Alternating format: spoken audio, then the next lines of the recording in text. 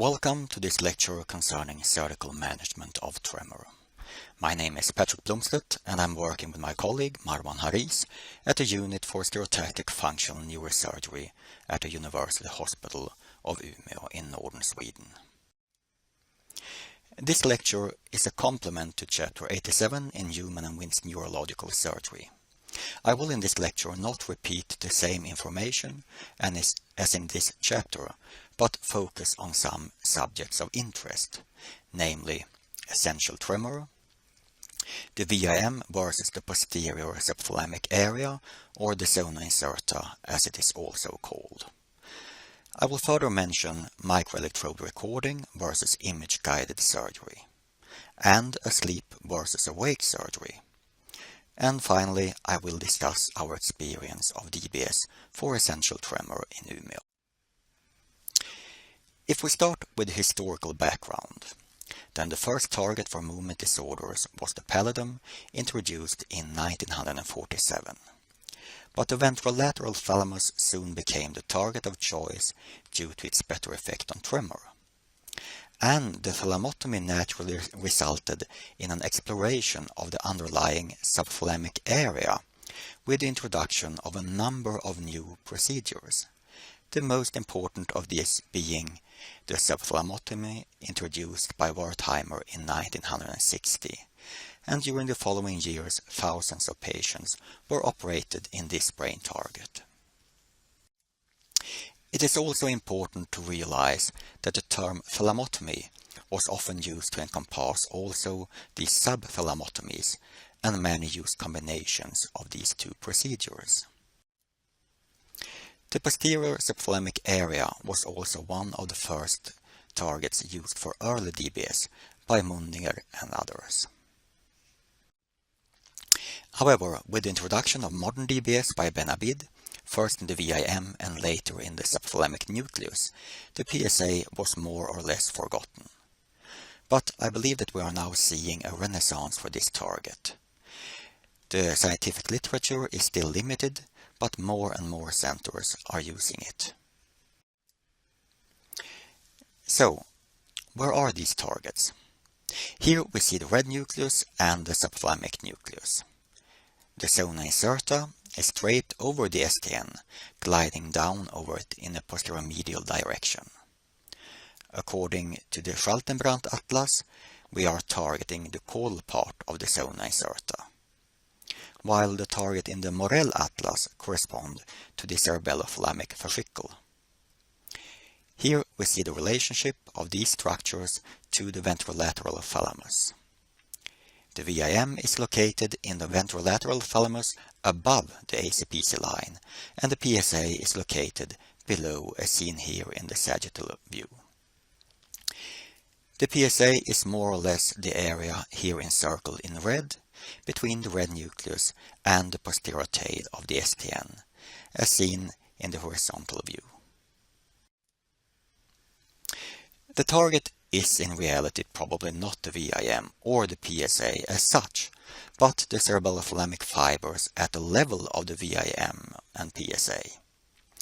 The reason why the PSA might be a better choice of target is that the fibers are here passing through a narrow funnel created by the STN and the red nucleus before dispersing into the VIM. Since the fibers are more concentrated here, you will reach more of them with your field of stimulation than above in the VIM. Further, the funnel can be easily identified on MRI, while the VIM is identified based on atlas coordinates. Considering this, it is perhaps not surprising that the terminology can be quite confusing, especially regarding the subthalamic area. Many different names are used for this target, but when you look at the actual electrode location in various publications, you will see that these are in the same place, regardless of which name is used. And this is hardly surprising, since we do not have much freedom of choice. The target area is quite small and is encompassed by the STN, the internal capsule, the medial lemniscus, and the red nucleus. So, how to identify these targets? If we start with the PSA, this is done in 6 steps, and we'll look at these in detail. First, the target is identified on a T2 MRI. We start by placing the cursor at the atlas coordinates of the target. 12 mm lateral of the midline, 7.5 mm behind the midcommissural point, and 4 mm below the ACPC plane. We then identify where the red nucleus has its maximal diameter. This is the depth of the target, and at this level we will now identify the X and the Y coordinates.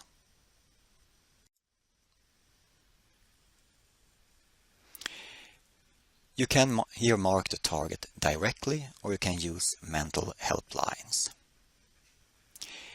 We identify the center of the red nucleus and make a line through this, passing at or in close vicinity of the tail of the STN. If the head is rotated, then just rotate the line.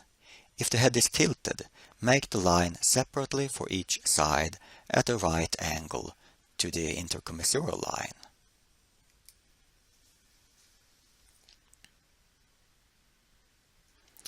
Mark the medial border of the STN and the lateral border of the red nucleus, and place the target about 1/3 to half of the distance from the medial border of the STN to the lateral border of the red nucleus. In some elderly patients, especially with Parkinson's disease, the STN can only be partly visualized on MRI due to low iron content. Typically, the STN appears to be shorter and to end more anterior due to loss of the most posterior part. The lateral border is often affected, as well as the most posterior part of the medial border. The anterior medial part of the medial border is typically intact. This does not constitute a major problem when targeting the zona incerta. This is because the help line is passing through the center of the red nucleus. This line will typically pass at or in close vicinity of the posterior tail of the STN. A loss of the posterior tail of the STN does not affect the line, because the line is not a line passing through the center of the red nucleus and through the posterior tail of the STN. And since also the medial border of the STN is usually well preserved more anterior, the called zona incerta can be targeted as described above. We then choose an entry point within 10 mm or in extreme cases within 50 mm from the coronal suture at a coronal angle as steep as possible, normally 30 to 45 mm from the midline, and neither sulci or ventricles should be traversed. In the final step, we look at the trajectory in relation to the STN above the target point and move the target more medial if the trajectory is encroaching on the STN. In the images above, we see the path of 2 electrodes from -5 mm to -1 mm. Concerning misplaced electrodes, I am very happy when my electrode is within the blue area. If the electrode is within the green area, I will still expect a good result and I will not move the electrode.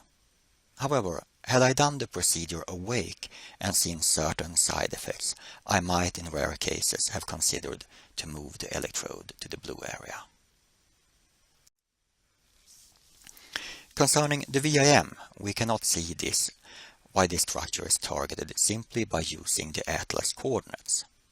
These can vary somewhat, but are typically identified at the ACPC plane, 13 to 15 mm lateral of the midline, and 6 to 7 mm anterior of the posterior commissure. And here we see the formula we are using in Umeå. And the trajectory is chosen as described above. It is possible to combine the VIM and the zona incerta if you want to. This is feasible in about 8 or 9 patients out of 10.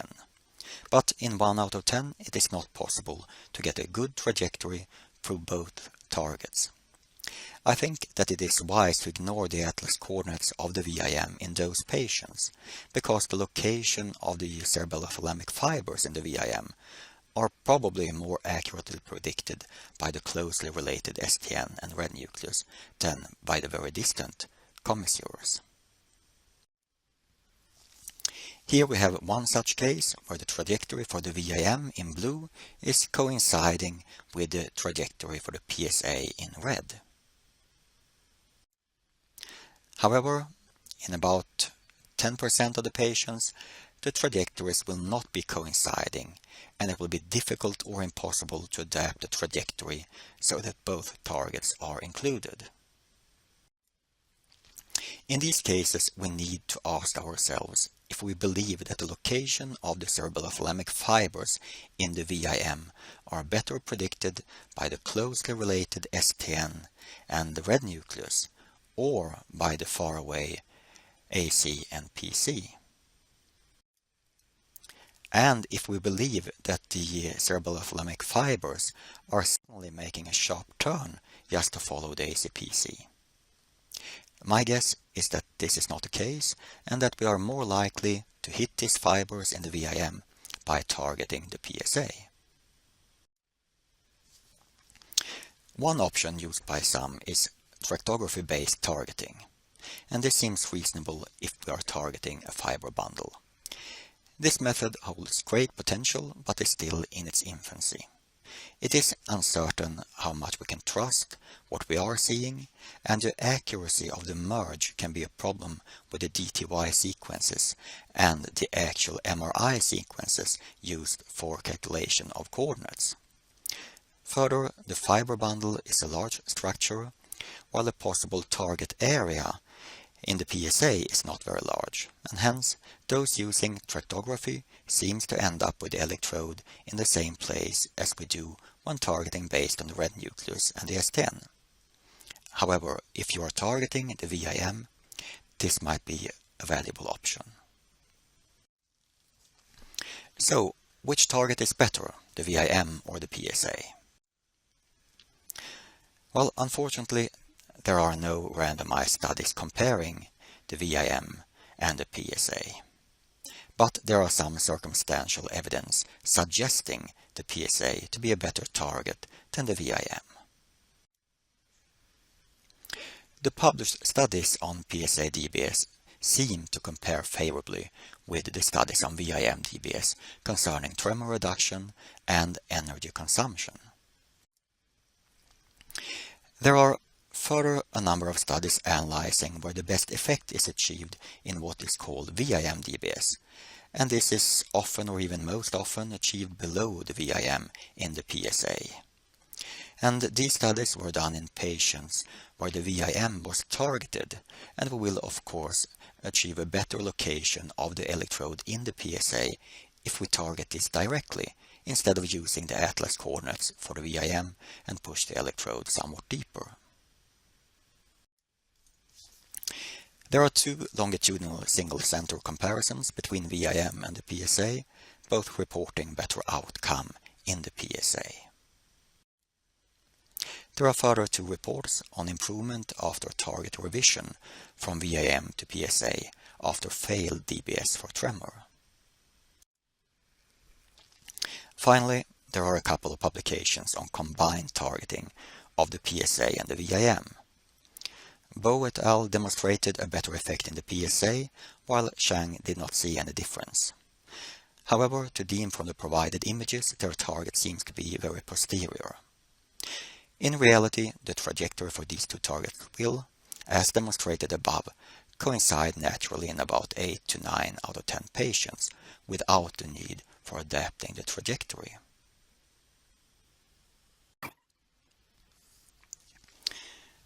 Concerning surgery, DBS for essential tremor is done as DBS in general, and there is no specific points that differs from other indications and procedures. Surgery in general is dealt with elsewhere, so I will not discuss this further, but we will have a closer look at the intraoperative evaluation and the anesthesia.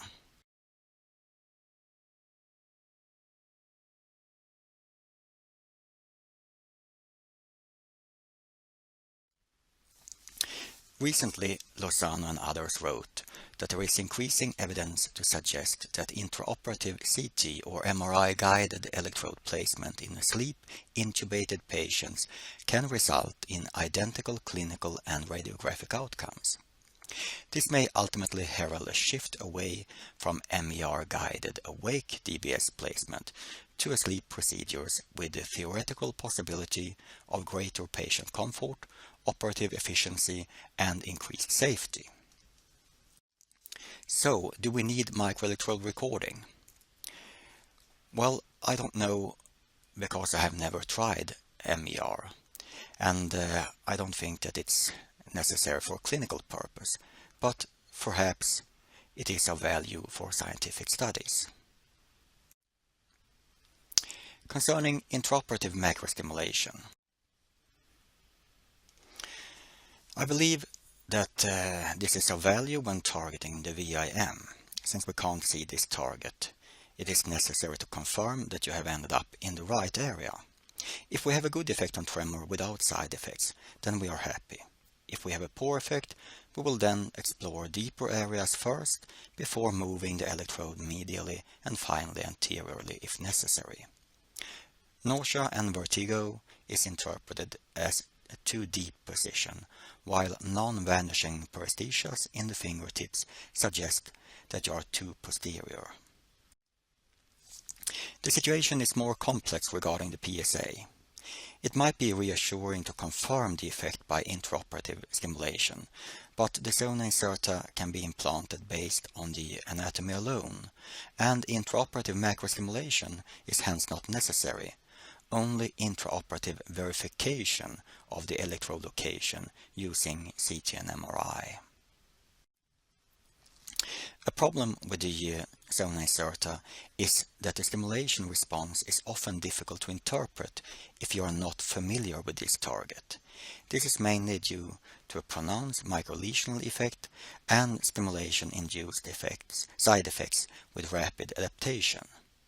Often it is not possible to test the effect on tremor, since this is abolished by the mere introduction of the electrode, and some stimulation-induced side effects can be ignored during intraoperative stimulation, as long as the electrode is anatomically well placed, since there will be a rapid adaptation. These factors make awake surgery of less value. So, we then come to the question whether to do the procedure with the patient awake or asleep. And most colleagues will agree that all things equal, a sleep DBS is to be preferred. Unfortunately, not all things are equal. DBS is performed with the patient awake in order to allow intraoperative macrostimulation and/or microelectrode recording for identification and verification of the target. But this is of varying importance in different targets. A sleep DBS is today common concerning the GPI, the anterior nucleus of the thalamus, and some psychiatric targets. And the question today mainly concerns the STN and especially the thalamic and subthalamic DBS for tremor. So, why might a sleep DBS be desirable?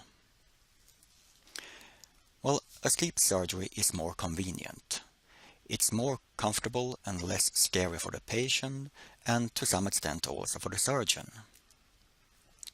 Movement artifacts are abolished and longer MRI sequences can be used, resulting in better quality of MRI and hence possibly better targeting. A completely horizontal position is uncomfortable for the patient in awake surgery, but does not constitute a problem in general anesthesia. This might improve accuracy. And several parts of the procedure are faster in general anesthesia. Most importantly, we are not performing macrostimulation or microelectrode recording. And The implantation of the extension cable and the IPG can be done directly without removing the frame, which saves a lot of time.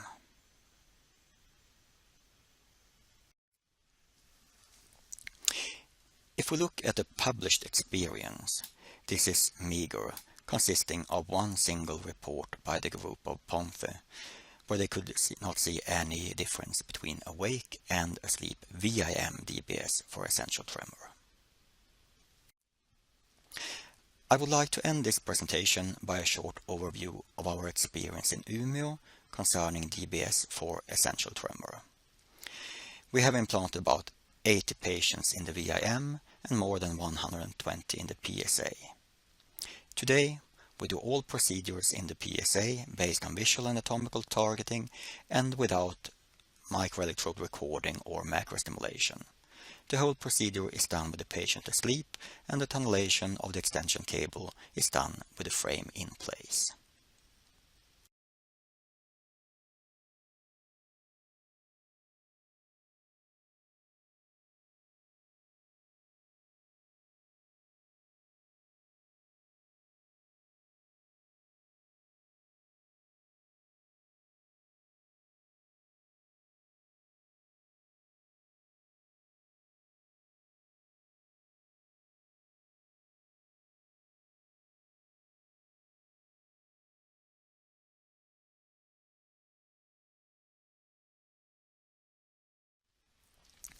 We started with VIM DBS in 1993, and the results were quite satisfying initially. But over time, the effect of stimulation decreased significantly, at the same time as the energy consumption increased. For this reason, we changed our target to the zona incerta in 2004. And when we compared our last 34 VIM DBS with our last 34 PSA DBS, we had a 70% improvement of hand tremor and function in the former and 90% in the latter.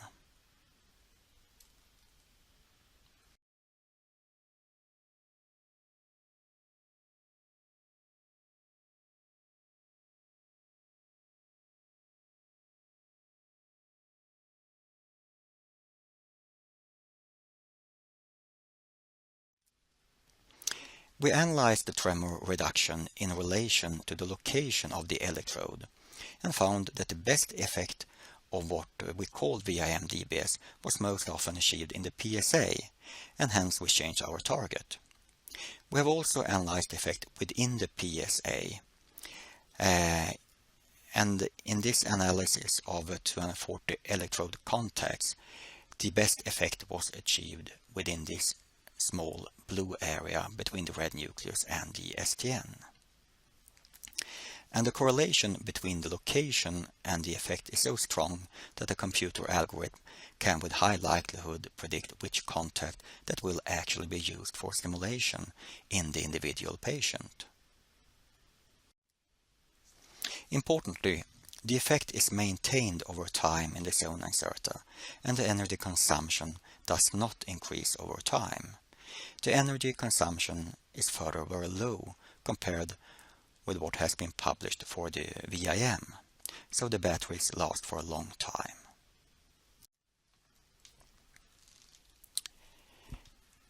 In Umeå, we have done all PSA DBS procedures for essential tremor asleep since 2011, and we have here compared our last 30 asleep procedures with the first 30 awake. The groups were very similar, and we could not see any differences in tremor reduction between awake and asleep zona incerta DBS for essential tremor. However, when we looked at the stimulation parameters and the energy consumption, this was significantly lower in asleep DBS.